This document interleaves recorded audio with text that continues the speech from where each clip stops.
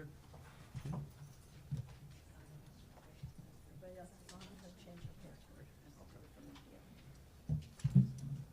We're good? You can start.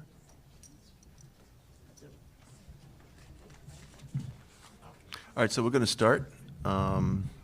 Welcome to our April 16th Board of Education meeting. Let us rise for the pledge.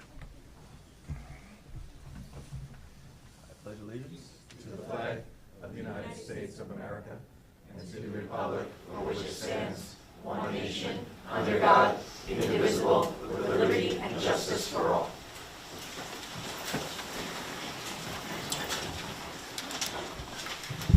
All right, before we begin, I'm going to do a roll call here, starting with my left.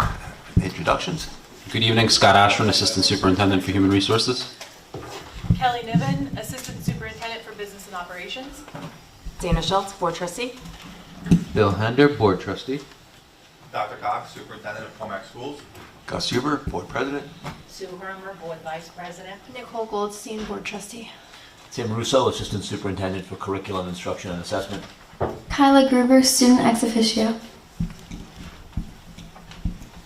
And Debbie Berger's our District Clerk, out troubleshooting, but she'll be back. Right? Okay. So we're going to turn it over for a student recognition. Yep. Ceremony. Yep.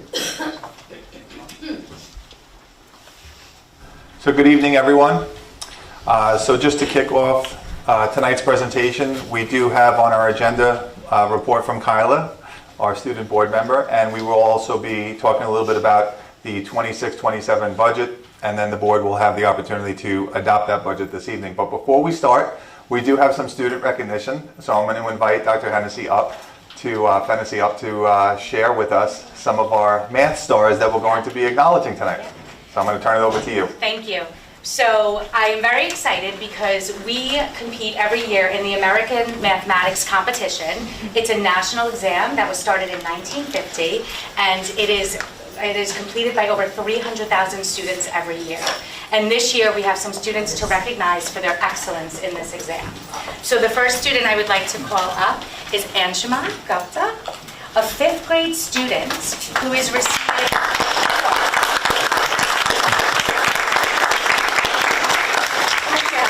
4 acknowledgements. So, how many tests did you take this year for the American Mathematics Competition? Do you remember? First one, second one, third one. Yeah, so he participated in the American Mathematics Competition 8 for 8th graders, 10 for up to 10th graders twice. And on those, he had 4 accomplishments. He was in the top 3 for the American Mathematics Competition 8th grade exam. He was a winner for the highest score for one of the 10th grade exams, and he was a team member with one of the highest 3 for the other 10th grade exam. And as a 5th grader, another achievement for scoring over a certain amount on all the exams. So this is a very nice accomplishment.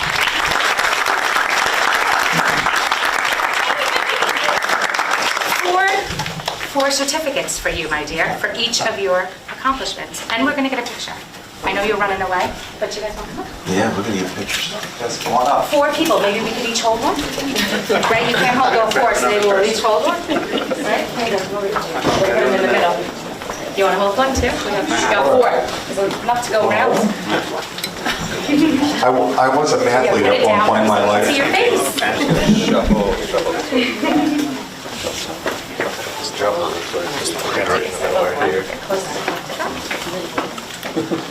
Try to point.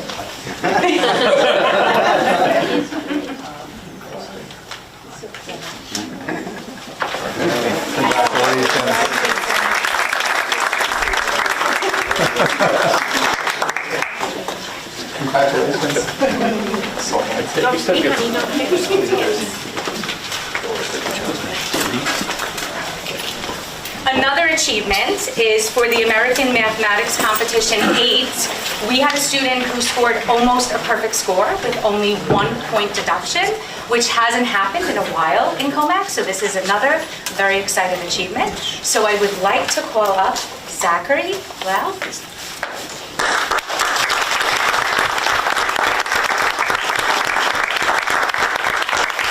Scored in the district and scored within the top 1% for all participants. So another great accomplishment.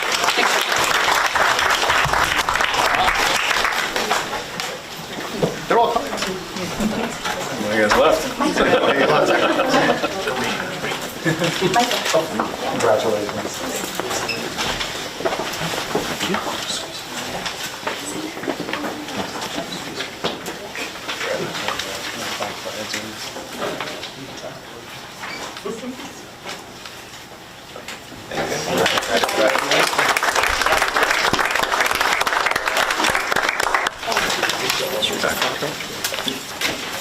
And then we have the American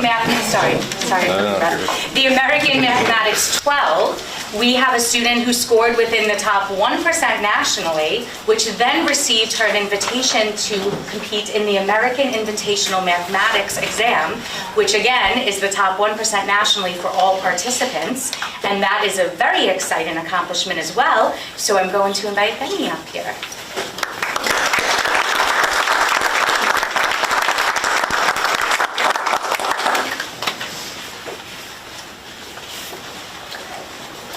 These are your certificates. Lots of certificates going around. Oh, for you. Okay. Do you want to leave them?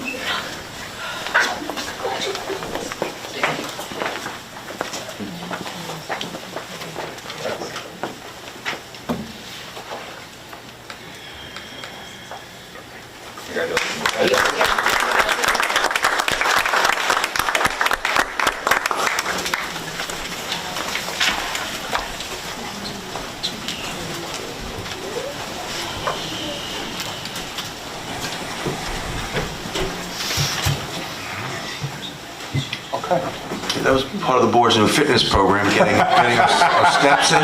Yes, now we're ready. Blood's pumping, we're ready to go.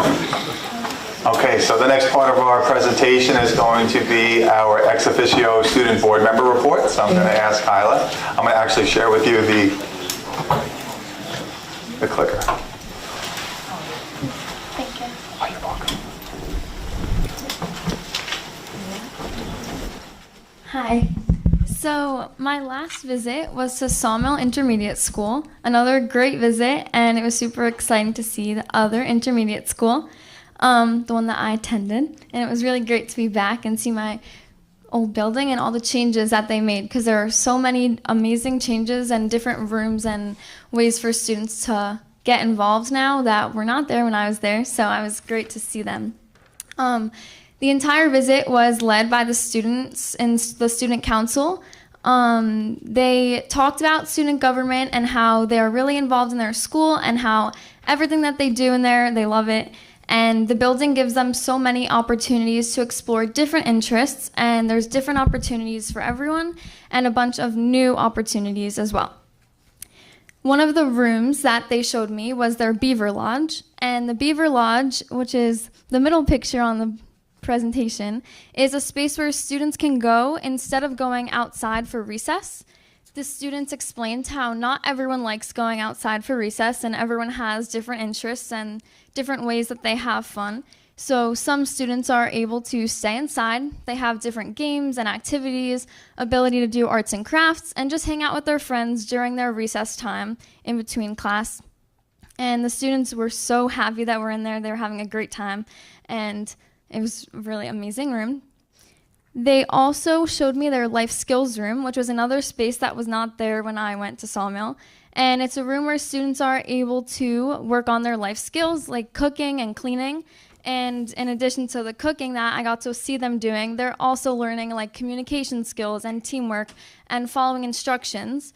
And they're also applying their math skills that they learn in the classroom when cooking. So they're able to see the real life application of how what they learn in class is used in the real world. And that's a theme throughout all of Sawmill. Everything that they're learning in the classroom, they have so many opportunities and ways to see how they're going to use what they learn in the real world, like their life skills and other applications. As we were walking through the building during the tour, I actually got to see students that were making rockets in their enrichment course, and they're all talking about how many fins will make it go the farthest and what angle is going to be the best. And it's a bunch of trial and error using their math skills and their life skills to predict the best outcome. And they were having fun while doing it and just different ways of learning. The last room I got to see was their innovation station. And it was actually the first group of students who got to go into the innovation station while I was touring. Similar to the primary school's Discovery Den, it's a place where students can work on their technological skills using iPads and computers to apply like different ways of learning. They used the Quiver, and they had pixel art on the laptops. And then another thing that I don't know the specific details, but I thought it was really cool to see. They were scanning like some cube, and in that cube they had all these different like academic lessons. One of them was like the anatomy of the body and different like math things. So it was really cool. It's a way for them to learn and use technology, which is important as obviously technology is advancing and it's becoming a major part of education. That was all the rooms I got to see at Sawmill, but it was a really great tour, and it was really great to be back in my old school. Thank you. Nice. Thank you for your update, Kyla.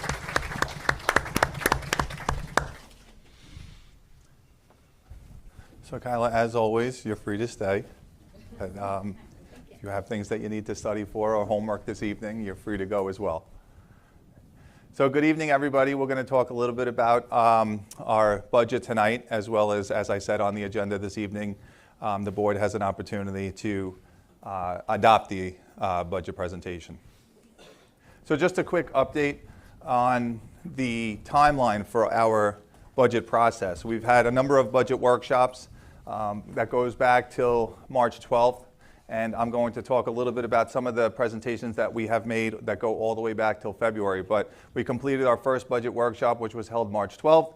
We had our second budget workshop, which was held on March 26th. And today is April 16th, and it is the day that the board has the opportunity to adopt the budget. On May 7th at 7 p.m., there will be a budget hearing. And then, of course, we hope that everybody comes out to vote on May 19th. So here, this is a slide that for those of you that I see familiar faces in the audience, you've heard this a little bit before, but for those of you who may be tuning in from home, we presented this information on February 12th. We've also presented this information on March 26th, and I'd also like to present it again because it sort of paints the picture of what aid looks like coming from the governor's office down to school districts, specifically really feeling the challenges this year here on Long Island. So going back to mid-January is when the governor releases the first runs of the state aid for schools. And then in between then, early March, is when the legislature kind of goes back and forth, presents their proposals with the governor, goes back and forth. And the plan is to adopt a final budget on April 1st. As you know, we are well past the April 1st deadline, and the governor has still not, and they have not adopted and come to agreement. They've extended it to April 20th. It looks like they may not settle by April 20th.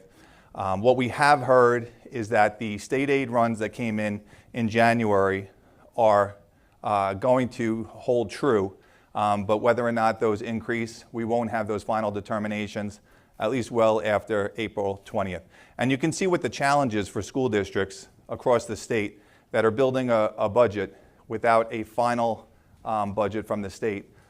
Which is, again, the April 1st is the deadline, but they keep extending it, and it's been extended till April 20th at this point. But it doesn't look like they're going to come to a conclusion. I'd like to be optimistic, but from what I've heard, April 20th is more of a soft deadline than a hard one. Again, I'm going to reiterate, if you look back over the years, the trend in terms of state aid coming to not only Commack school districts, but I'm sure you've seen in the news other districts who their state aid has been trending in a significant decline. You can see it right in that graph below the actual numbers, how quickly that has started to drop off.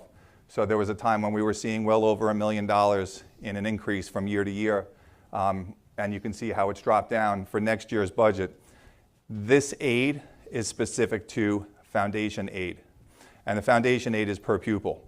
So what impacts that?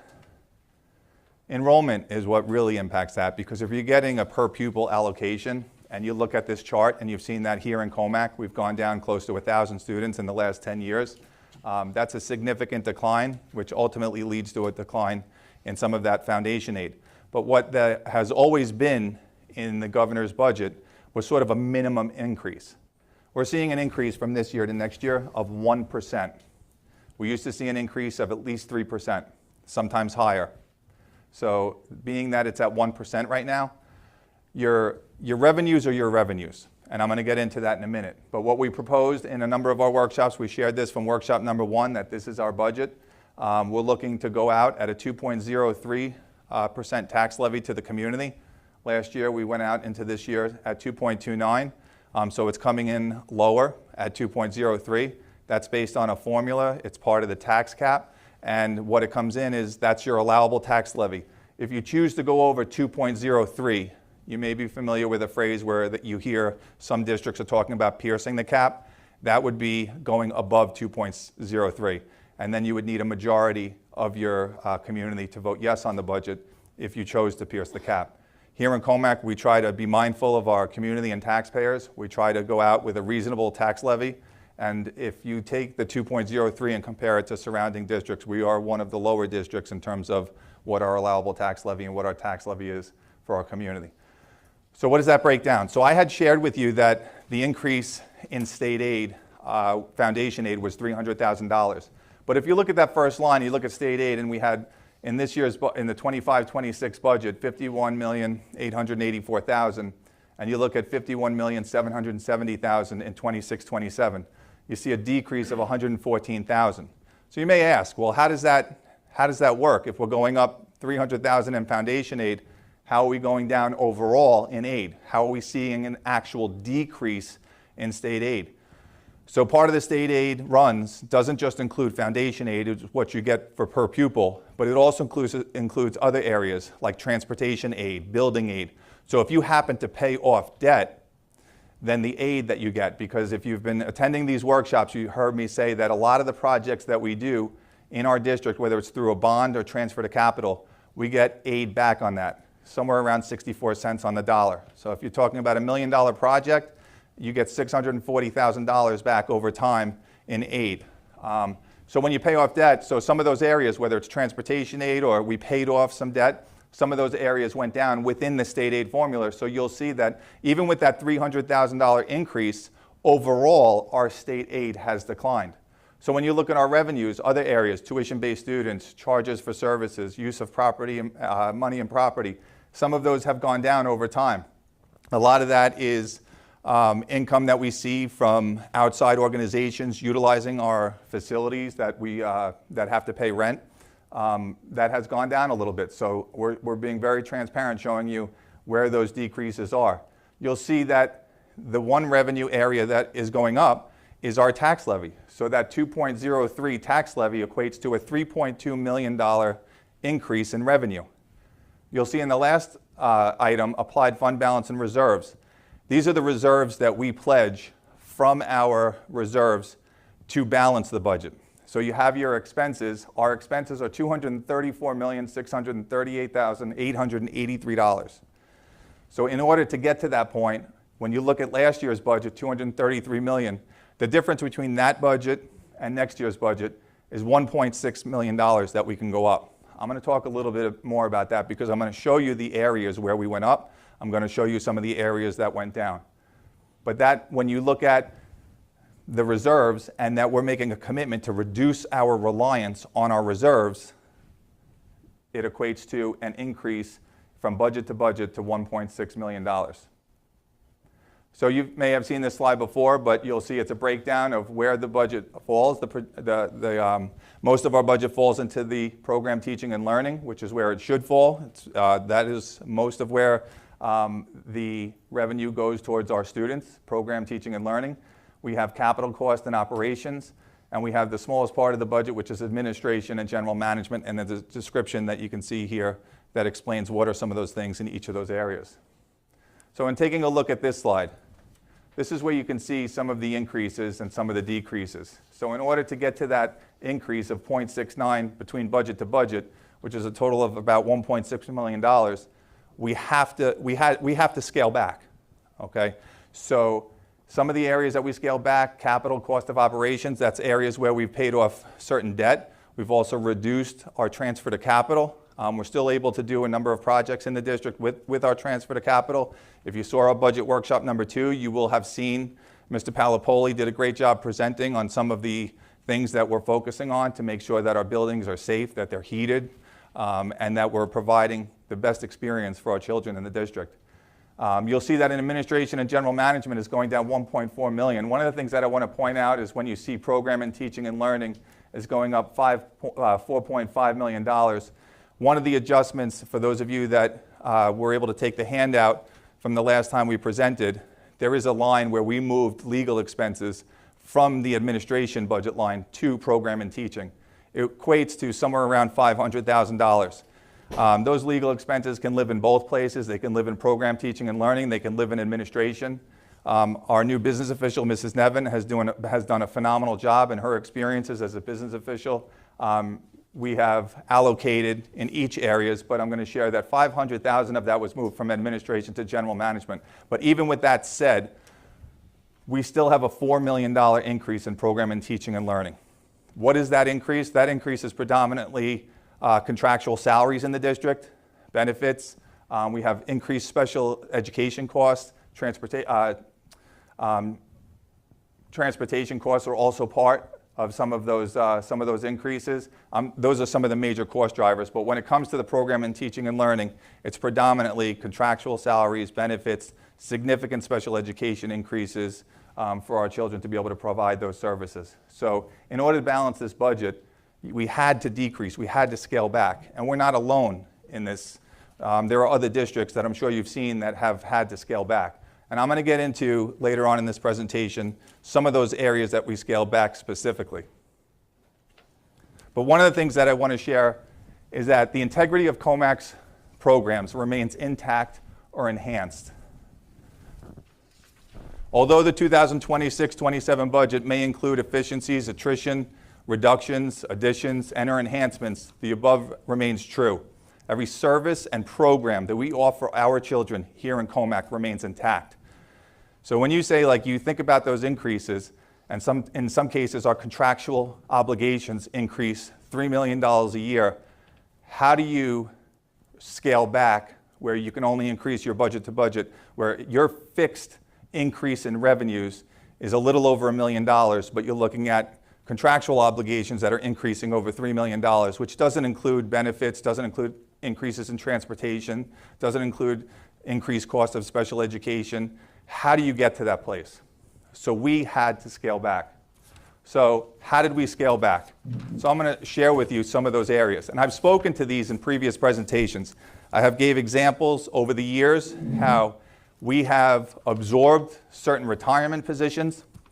When you have 1,000 students that go down over the course of 10 years, you have less students, you have less classes that need to be taught, less sections. So I'm going to start off with the reading. Now, before I get to this, before I go through each one of these, there's a process. As we went through this process, we informed the board of these reductions. We met with union leadership several weeks ago to share with them what those reductions are. They worked with the district to meet with many of the individuals to share some of those reductions. And what you'll see is when it comes to making reductions, we try to access the least amount of staff possible. So we're very strategic. So if I start with reading, you'll see that we went down 0.50 in reading. We absorbed one retirement, and 4 of those individuals were offered teaching positions in the district. If you're asking where we went down in reading, we went down 0.5 at each primary school, 1.0 at the intermediates, and 1.0 at the middle school. How did we do this and why did we do this? When we did an analysis of the groups for reading, there was a significant number of groups that had 2 or less students in those groups. So we did have the ability to scale back in the area of reading. We have about 26 reading teachers in the district. So we were able to scale back. We still have 21 reading teachers in the district, and we're still able to provide the same level of service for those students. I will share, we did not decrease the number of students who are receiving reading. It's important to note. If you go back 10 years and you look at the percentage of students who are receiving reading, just about the same percentage of students are reading now. But we have the same level of staffing. So that allowed us to be able to scale back. In math and English, those are areas that I had mentioned. When you have a decreased enrollment and you have less students in those classes and less sections, you can scale back in those areas. We were fortunate enough to be able to do this without impacting any of our staff members. We absorbed 1 position in math through retirement. We absorbed 2 positions in the English department, so nobody was impacted there. Teaching assistants, we reduced 8.0. We reduced 8 non-mandated teaching assistants. 5 retirements were absorbed and 3 were excessed. There are 93.4 teaching assistants in the district. 93.4. We had the ability to scale back 8 teaching assistants. Security. Security, we have close to 70 staff guards in our district. We are reducing by 6. 2 are through retirements, and 4, we are working with those security guards to move them to transition to call-in coverage. The coverage of our buildings will not change. When you see it, next year, parents will see the same level of coverage. I can't get into specific details in terms of where guards will be, because that would be a breach of security. If I told you here in public that this guard's going to be here and this guard's going to be there, that is not something that I can say in public for the safety of security. I will say that in our primary schools, the guard in the inside will move to where the greeter's desk is. The greeters have been offered positions in the district to take. Many of them have. And that is a tribute to some of our district staff members and our union leadership who work to meet with those individuals. But at the high school, at the middle school, we have guards that manage those computers. We have increased technology where we added door ajar sensors. So there used to be a time where a guard would have to go from door to door to door every day to check to make sure. Now they can stand at the console, and we have door ajar sensors where on that screen, guards can see which doors are open and which doors are locked. We still, one parent reached out to me, asked about armed security. We still have armed security on every campus. We have close to 70 guards covering 9 of our buildings, and that is not in addition to the armed security. They're in addition, the armed security is in addition to that. If anybody has any questions about the specifics of security, I would be more than happy to sit down with you and discuss it in person or over the phone. So please feel free to reach out. As I had said, I can't share certain things in public, but I'd be more than happy to have that conversation with you. Clerical, we're going down 4.0, 1 at a building level, and 3 here in central office in the Hubs Administration Building. Custodial, we're able to absorb 2 positions. Guidance, we are going to scale back 2 guidance counselors. The national average, recommended average for counselors is 250. Counselors at our high school have less than 200 on their caseload, and our middle school have just over 200. If we reduce 2 counselors, there's a significant savings, and we also have the ability to still manage caseloads at just over 200. So that's what we're going to do with guidance. I will say that in this district, we have a tremendous amount of seasoned staff, and there will be retirements. We have seen over the last few years rolling retirements. So there is a possibility that over the next couple of years or next year, there could be retirements and some of these individuals could come right back. But again, I will share, your revenues are fixed. So think about your house budget. You have your revenues, you have your expenses.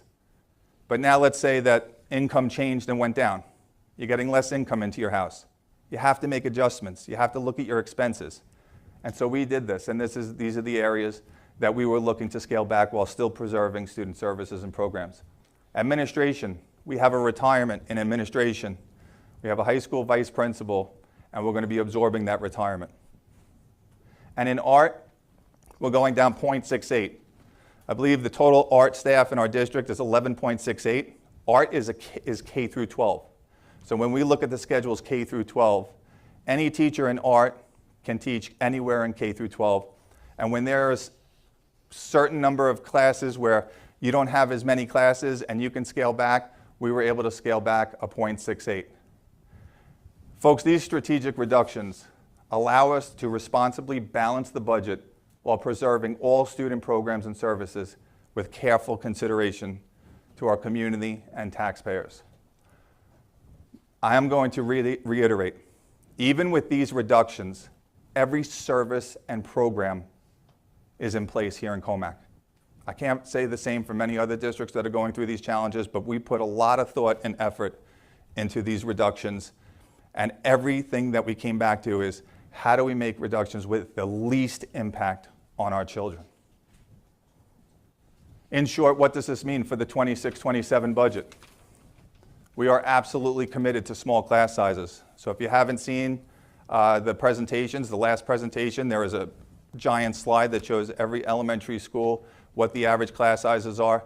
We are so committed in some of those areas. You saw some of those grade levels, they went down in class size because we are committed to small class sizes. Mental health supports, lunch and learn, enrichment for all in our intermediate schools, agriculture education, enrichment at the middle school, athletics, movement in the arts, music in the arts. We still have everything that's in the 25-26 budget is in the 26-27 budget in terms of services and programs. We did this very thoughtfully. Some districts went out and they eliminated sports. They eliminated programs. It was the quickest way for them to balance the budget. We took the approach that there are certain priorities in this district that we are committed to. That's elementary class sizes. That's enrichment opportunities for our children. Courses offerings at the secondary levels. Some of the enhancements, even given all of this, real life spaces, discovery dens. But here's the thing. The discovery dens, and I have said this before, and I know Ms. Pulliam has shared this when she presented on the discovery dens, they were computer labs where we were spending thousands of dollars replacing PCs years after years after years. We were able to take those PCs out of those computer labs, replace it with equipment that costs less than the cost of replacing PCs. And I'm not trying to put Kyla on the spot or anything right now, but when we went to do our visits, many of the students, when we asked the question, what do you love and what would you love more of, one of the first things that they said was discovery dens. CHS Living Lab. This is an opportunity because we think about every student in our district. Our special needs children have now access to a high school living lab where they used to have to travel off campus to get that experience. So now we have a high school living lab, all done in-house by our amazing staff. So thank you, Mr. Palapoli. The School of Medicine lab. This is an additional space, but this is an additional space that's funded from a 2019 bond that was approved. This is pretty much the last space along with the visual arts lab here in our district, and that for the most part closes out our 2019 bond. So that's where the funds are coming from for those two spaces. K-5 Digit Curriculum, Digital Innovation Group Instructional Time. Ms. Pulliam has done an outstanding job creating this with her staff, where when we presented this at the largest tech conference in the country, the response was, where did you buy this program? We didn't buy it. It was completely created in-house, but it looks so professional that others think that we bought this program, all created in-house. Security vestibule at CMS. So if you're familiar with the high school, you've seen when you walk through the first set of doors, the middle school has double set of doors. Now the middle school this summer is going to have a security vestibule built. Thinking about all of our students in the intermediate levels, we built playgrounds in our primary schools, brand new playgrounds for our community and for our students in our primary buildings. Our playgrounds at the intermediate levels are aging. They're rusting. They're still safe. We have individuals come and inspect them every single year and approve them, but they're not inclusive for every student in our district. We are building new playgrounds in our intermediate schools that are inclusive for all students. Facilities infrastructure upgrades, aging pipes, boilers, heating pumps. I know the list can go on. We have a long-term plan to update our infrastructure every year. And additional touchscreen Chromebooks. All of these, most of these spaces, the medicine lab, the visual arts lab, the vestibule, intermediate inclusive playgrounds, infrastructure upgrades, all aidable, all one-time cost. The challenge when you're creating a budget and you're looking to scale back, we're still able to do things because these items that I had just mentioned come from a completely different budget line that cannot be spent on salary. It can only be spent on infrastructure. It can only be spent on capital projects, and you get aid back on them as well. And they're a one-time cost. Other costs that we're reducing are costs that are ongoing. They grow every single year. These are the challenges that we're facing here on the island, but we have done this in an extremely creative way to be able to maintain every service and program for our students and our children. So that concludes our April 16th board presentation. Wanted to provide a little bit more, obviously, clarification because I know over the last several board meetings I have spoken about how there's going to be challenging decisions. We're going to need to scale back. I have said we're scaling back here in Hub's administration and looking at sections at the secondary level and where we can absorb retirements, and we did this very creatively. Our next meeting is on May 7th. It's our budget hearing, and I can't tell you how to vote, but I can certainly say, please come out and vote. Folks, if you're listening tonight, we have some of the lowest turnout in years of voters coming out. Ms. Berger, how many voters do we have registered in the district? 29,000. 29,000 voters in the district. How many come out? About 22,000. 2,000. 1,800. 1,800 last year. Bad year. So, folks, if you can talk to your neighbors, tell them on May 19th, please come out and vote. And at this point, I'm going to turn it back to the board for any questions. Yes, so there have been conversations back and forth during the last week and getting feedback from different constituent groups. So at this point, I'd like to call upon each board member to share any concerns or questions you might have before we move forward with adopting the budget. So, Ms. Schultz.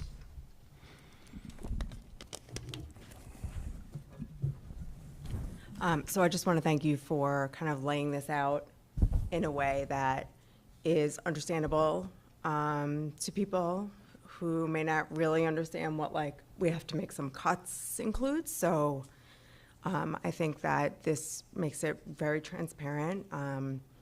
So thank you for putting this together in like 24 hours. I appreciate it.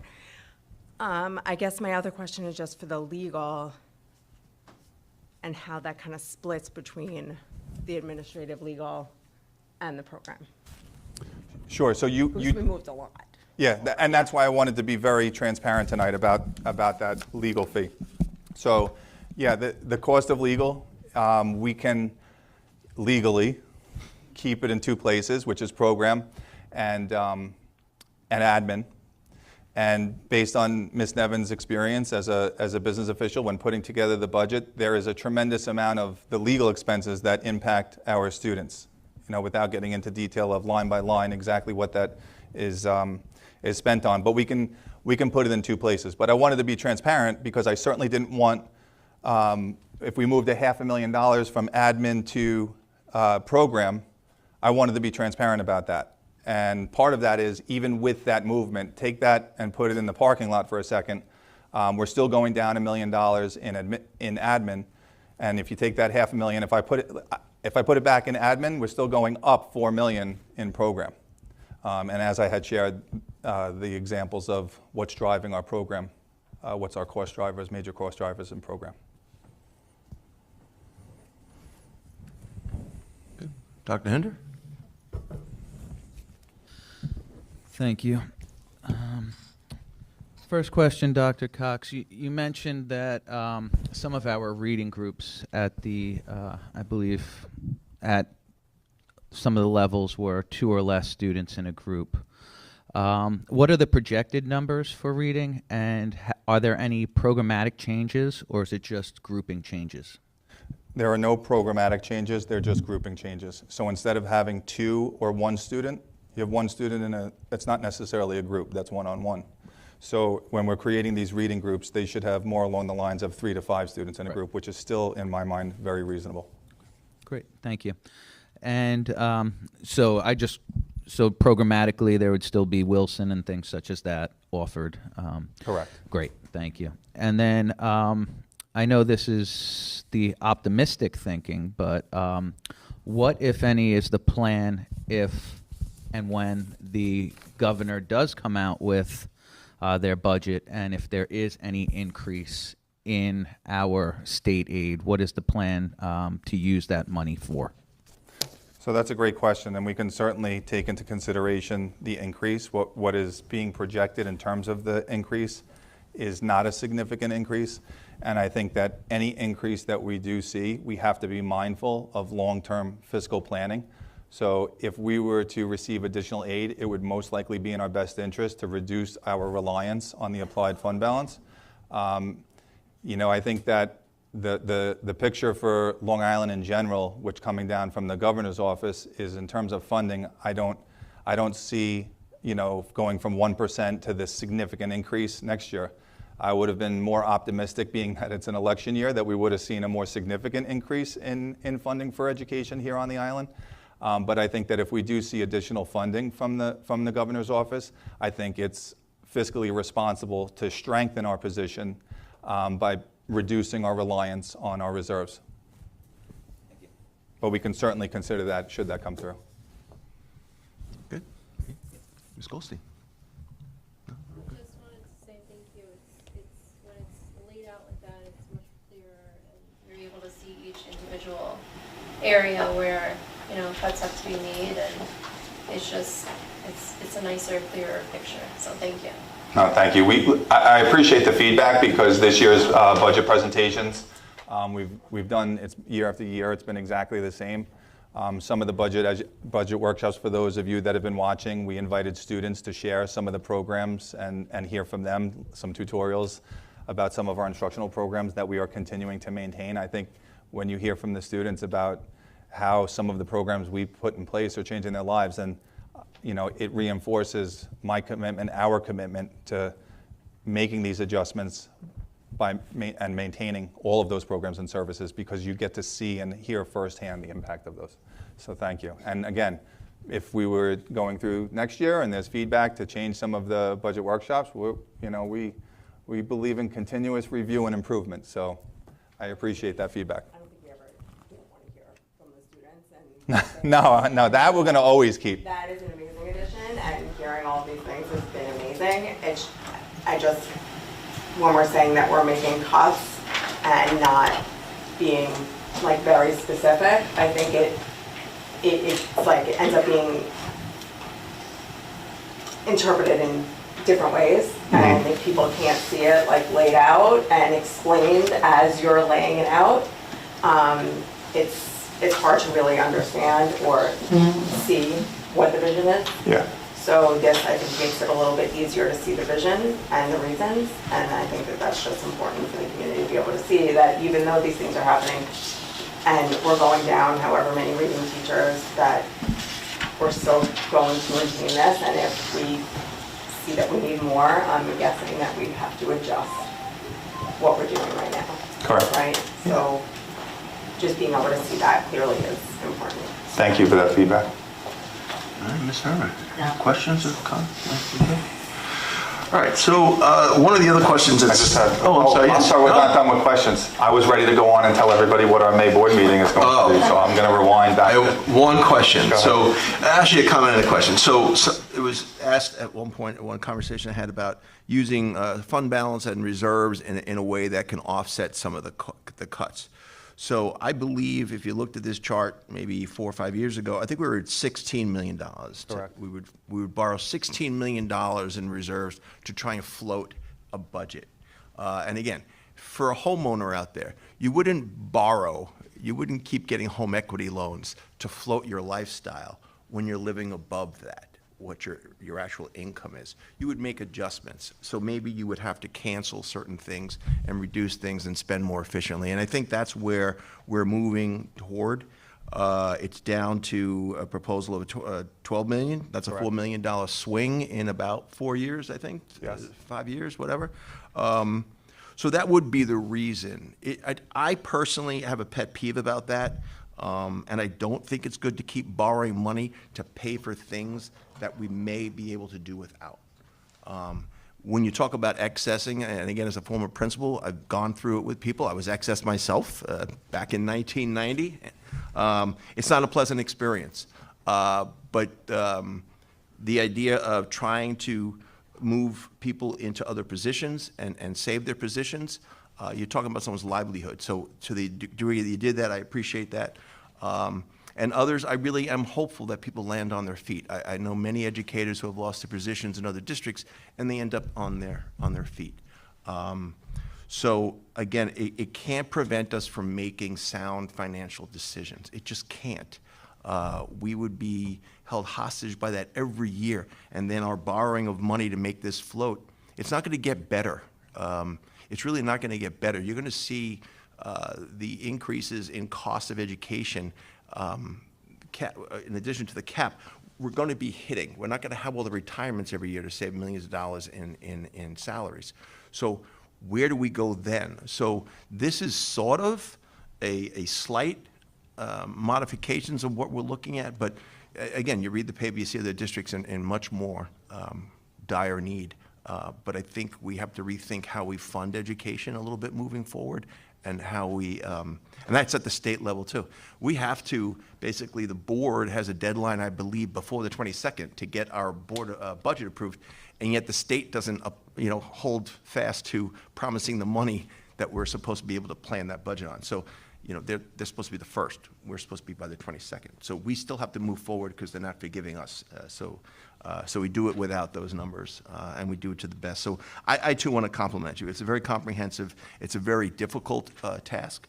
I believe it is pretty transparent as far as I'm concerned, and maybe I'm just more familiar with budgets, but I think it's a responsible use of funds. It is one of the lowest tax increases in 9 years in the district, and it is one of the lowest in the region. And it guarantees us the quality education that we're kind of used to here. So I want to thank you and your team, the building principals as well, for working, giving the feedback to all of it. So thank you. Thank you. Any other questions from the board? No. Okay, so on May 7th is our budget hearing. And now I'm going to turn it back to Mr. Huber for our regular agenda. Yes, so I think we're going to move right into our public participation. Number one, I'm going to ask Ms. Hermer to read our, oh, no? Oh, what are you doing, Mike? Oh, I thought you were presenting yourself. Oh, no. Oh, okay. You threw me off. I didn't see you on the screen. Yeah, I saw you behind me.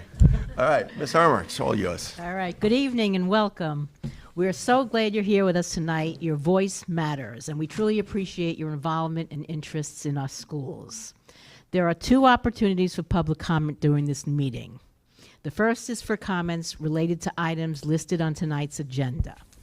The second, which takes place at the end of the meeting, is for comments on any general school district matters. If you'd like to speak on an agenda item, please take a white card. If you'd like to speak during general public participation, please take a green card. The district clerk will call speakers by number. When it's your turn, please come to the microphone, say your name, and let us know if you are a resident of the district. Each speaker has up to 3 minutes to speak and will kindly notify you when your time is up. Please direct your comments to the board only. These public comment times are for listening and gathering feedback. We won't be responding in real time, but if a question is raised that requires follow-up, we'll be sure to get back to you afterward. To maintain a respectful and welcoming environment, please avoid discussing individual students or making personal remarks, positive or negative, about specific staff members. Lastly, we want to make sure everyone feels heard, so we ask that comments remain respectful, focused, and not repetitive or disruptive. Thank you again for being here tonight and for your ongoing support of our students and schools. Thank you. Deb? So this is for anyone that has a white card. White card number 1.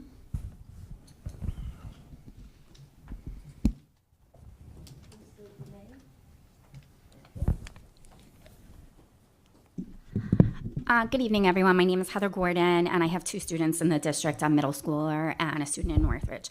First, I just want to echo what Dana, what Nicole, what everyone was saying. Thank you so much for this presentation tonight, because I feel by far and away this was the most detailed, and that breakdown that you went through box by box really laid everything out with such clarity that it really helps us as a community to understand what's happening and to feel more comfortable with the choices that are being made for me personally. And I'd also like to say, Gus, thank you, because my question was going to be with regard to the state and how they're pushing back the deadline, and kind of piggybacks on what Dr. Hender said, like, how do we move ahead planning a budget when there is that unknown? So I wasn't aware that, the district had a deadline of the 22nd. So that was helpful as well in trying to understand the whole process. And I did just have one question with regard to Cedar Road. And I know that we serve a very specific population there and that we're so fortunate to have that. Is there any thought to, as a source of revenue, possibly expanding Cedar Road to take in students from other districts to bring in additional revenue? So that's at a any great point? question, Mrs. Gordon, and we do take in guest students that some of the areas that you see when we talk about revenues like miscellaneous and tuition comes directly from students attending Cedar Road. Perfect. Thank you so much. Oh, you're welcome. Oops, let's see, okay. White card number 2? Okay, no one. No more questions? Nothing? Okay. Regular agenda. All right, so we're going to move on with the board agenda here. At this point, we are going to acknowledge correspondence as listed. We are going to make a motion to accept the donation. This is Commack Road Runners Club. There are 2 pole vault slide boxes to the boys and girls track and field teams valued at $694.49. Can I get a motion to accept this? Second? Second. All those in favor? Aye. Okay. A motion to approve the minutes from the March 12th Board of Education meeting and the minutes from the executive session, special meeting on March 26, 2026. Can I get a motion? And a second? Second. All in favor? Aye.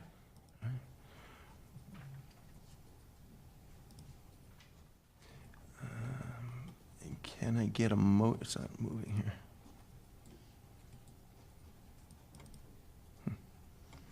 Okay. Can I get a motion to approve the personnel agenda as listed? And a second? Discussion. Any discussion or Yeah. presentation or? I see Mr. Matt Keltos on there, and I know Mrs. Lippenholtz probably is shedding a tear right now. Matt has always been such an integral part of Commack. I'd feel remiss if I didn't say something here this evening. Just having him as my 11th grade social studies teacher, and just seeing all he's done throughout his career, whether it was not only as my 11th grade social studies teacher, but he was also at that time moonlighting and doing some refereeing for basketball games for the CYO on the side for the Commack Youth League. I know that he has always been part of Commack, and Dr. Cox, you have promised that Mr. Keltos will not be disappearing. He will be still within Commack. I know he bleeds Commack colors, so I just want to wish him the best in his retirement, and it's a profound loss for the district, but a well-deserved retirement after many, many years in this district. My only, reserve that I said to him was that my son enters high school next year, and I really wanted him to have Matt also. So, congratulations to Matt and his family. I'll actually echo that. I got to know Matt about 18 years ago. Matt and I coached PAL football. Our sons, he was in Hopog, he had a son in Hopog, and we were here in Commack, and we had a great run. We, maybe not victory-wise, but as far as working with the children we had, and Matt being a figure on the field, just as he is in the buildings, just a presence, just a joy. It wasn't about the game for Matt. It was always about the kids, and so I think that will be missed. I agree, and I would just like to echo that. I did speak to Mr. Keltos today. He was asking permission if he could have a sideline pass because he wants to continue to attend events. So he said, don't worry, we will get you a sideline pass. So he's there. He is, sometimes I jokingly say that Mr. Keltos is like the high school mascot. And I mean that in a way that when I watch him walk through the hallways and interact with children, he's like a mascot, and he is just so good for children. He knows he can sing a country song with one and a rap song with the next. And my first experience with Mr. Keltos, he introduced himself, and I went to shake his hand, and then we snapped our fingers, and then we gave a pound. And for some reason, that was our first handshake, and it has stuck for all of the years that I've been here in Commack. He's a special individual, and he definitely will be missed. But something tells me we will see Mr. Keltos a lot in the upcoming years. All right. What am I voting on? Oh, the personnel agenda. Yes, can I get a motion? We motioned. Now We did it's motion. Second, and all in favor? Aye. Aye, okay. And can I get a motion to approve the consent agenda items presented or amended 2 through 19? Can I get a motion? Motion. And a second, and all those in favor? Aye. All right, consent agenda.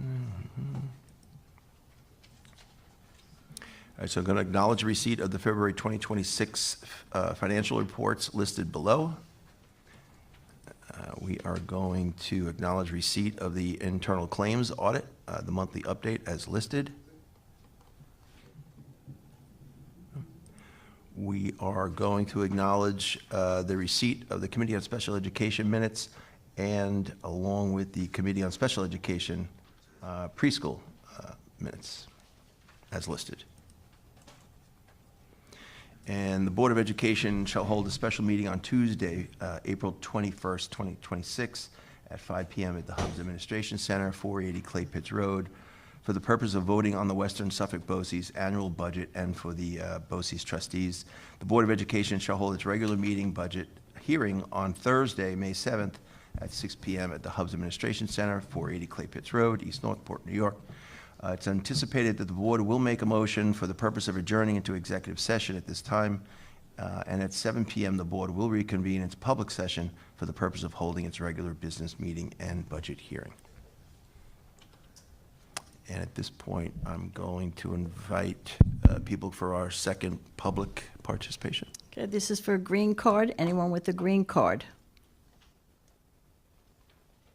No? All right. All right, with that said, I'm going to make a motion to adjourn the meeting. Can I get a motion? Motion. And a second? Second. All those in favor? Aye. All right. Thank you all for coming tonight and supporting us.